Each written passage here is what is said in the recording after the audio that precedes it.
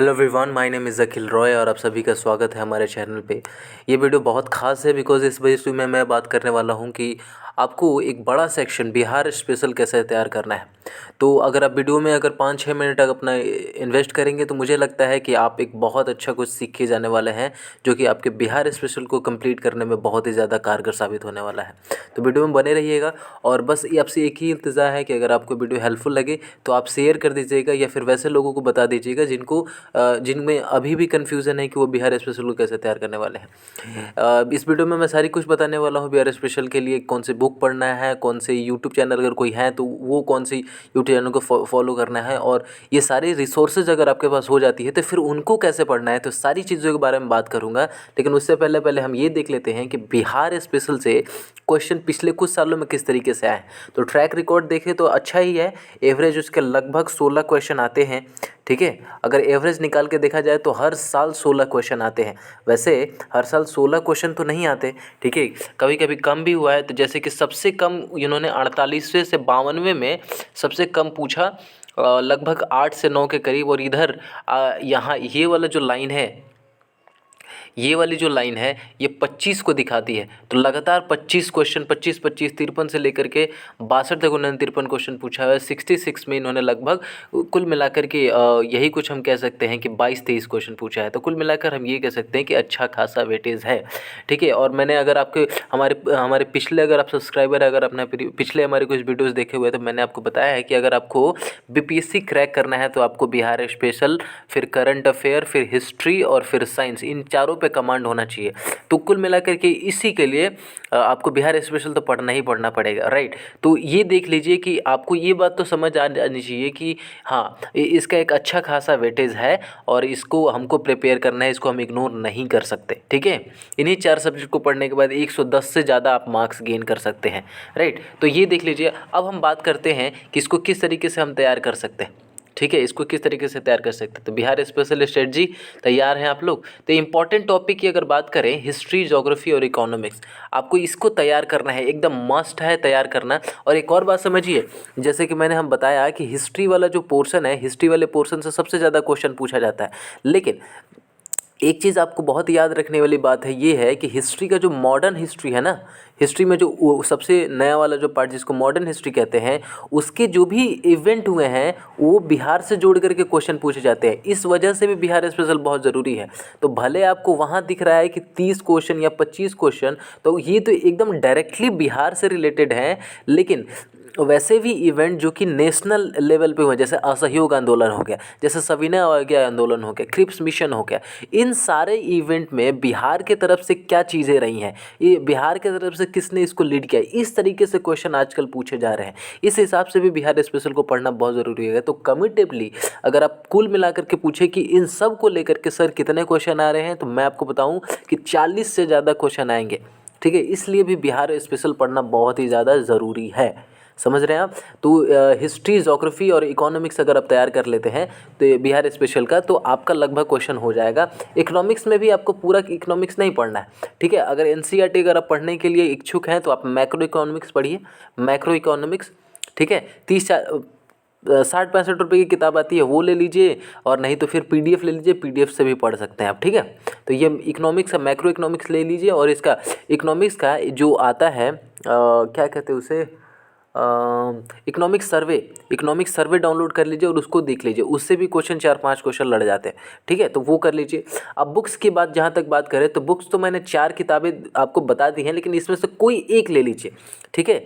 मैं ये भी बताऊंगा कि इसमें से कौन सी किताबें ले सकते हैं। देखिए, जैसे मेरा पर्सनल फेवरेट तो मैं पढ़ता हूँ बिहार समग्र से, ठीक है। केबीसी नैनो वाली किताब आती है, मैं बिहार समग्र से पढ़ता हूँ, ठीक है। तो आप इसको भी ले सकते हैं। आप ये देख लीजिएगा, आप किसी बुक स्टोर पे जाएं, ठीक है, तो आप इन किताबों को देख लीजिए, उनका लैंग्वेज देख लीजिए, ठीक है। बिहार समग्र पढ़ने से पीछे रीज़न ये है कि ये थोड़ा सा पतला है, क्राउन पब्लिकेशन नो डाउट एक अच्छा प्रकाशन है, लेकिन इनकी किताब थोड़ी बल्की हो जाती है, ठीक है। लेकिन उन्होंने इसकी अच्छाई ये है कि हर एक चैप्टर को ख़त्म करने के बाद इन्होंने उसके एमसीक्यू दिए हैं। तो अगर आप किसी चैप्टर को पढ़ते हैं तो उसके बाद तुरंत आप एमसीक्यू करेंगे, तो आपको कहीं ना कहीं ये रहेगा कि आप अटेंटिव रहेंगे। तो क्राउन पब्लिकेशन की अच्छाई ये है। महेश बंडवाल सर की किताब इसलिए इंपॉर्टेंट हो जाती है क्योंकि इसमें मैपिंग बहुत ज़्यादा है, ठीक है। और अगर आप किसी भी टॉपिक को कंप्लीट करते हैं और उसमें मैपिंग करते हैं तो आपके दिमाग आप वो ज़्यादा आपके दिमाग में रिटेन रहता है। तो महज बनवार सर की किताब इसलिए इंपॉर्टेंट हो जाती है।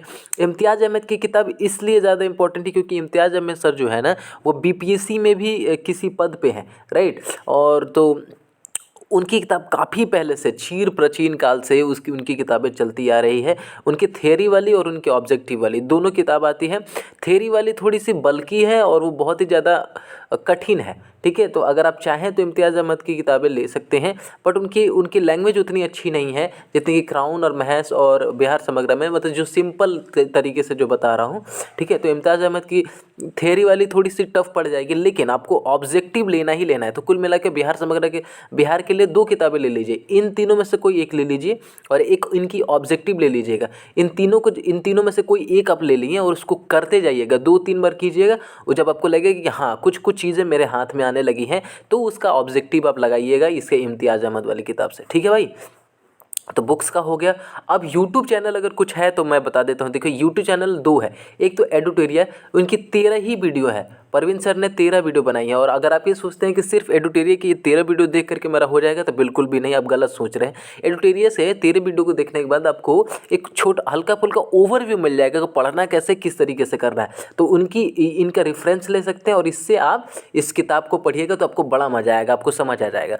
दूसरा एक यूट्यूब चैनल जो मैंने हाल ही में इसको खोजा हुआ है, मेरे दोस्त ने भी बताया मुझे, ऑफिसर एकेडमी करके, शशि सावंत, आप लिखिएगा बीपीएससी बाय शशि सावंत, ठीक है। तो वो ऑफिसर एकेडमी उनके चैनल का नाम है। उन्होंने लगभग कुछ 13-14 वीडियो की एक सीरीज़ चलाई हुई है और बीपीएससी के लिए वो भी बहुत इंपॉर्टेंट है। मतलब हर वीडियो में 20-20 क्वेश्चन वो कराते हैं, ठीक है। तो 20-20 क्वेश्चन कराने का मतलब है कि 13 वीडियो यानी कुल मिलाकर के 260-70 क्वेश्चन आपको कराते हैं, जो कि बहुत इंपॉर्टेंट है, कॉन्सेप्चुअल होते हैं। तो इनकी वीडियो आप देख सकते हैं। फिर कैसे पढ़ना है ये बड़ा इंपॉर्टेंट है भाई। तो पहले देखिए, आप कोई भी किताब, आपने किताब ले ली, ठीक है। अब किताब के लिए क्या करना है कि बहुत सारे स्टूडेंट करते हैं कि पहले दिन से ही उसको एकदम रंगना शुरू कर दिए, एकदम दिमाग लगाए। भाई तुमको समझ ही नहीं आ रहा है तो कैसे कर पाएंगे आप। तो पहली बार उसको बस थॉरली पढ़ो, बिना कुछ सोचे समझे, बिना कुछ ये दिमाग में रखे हुए कि मुझे कुछ आना भी है या कुछ गेन करना है। बस इस किताब को बस ये सोचो कि मुझे कुछ दिनों में एक टारगेट फिक्स कीजिए कि 4-5 दिनों में मुझे इस किताब को पढ़ जाना है किसी भी तरीके से, है ना। बिना किसी एक्सपेक्टेशन का उसको एक बार पढ़ जाना है। दूसरी बार जब आप पढ़िएगा, सेकेंड टाइम जब रीडिंग करेंगे तो उसमें आपको कोई इंपॉर्टेंट पॉइंट लगेगा तो उसको हाईलाइट कीजिएगा। तो दूसरा वाला रंगने उंगने वाला काम दूसरी बार में। तीसरी बार जब आपने रंग दिया तो तीसरी बार थोड़ी स्पीड बढ़ा दीजिएगा और थॉरली पढ़ जाइएगा।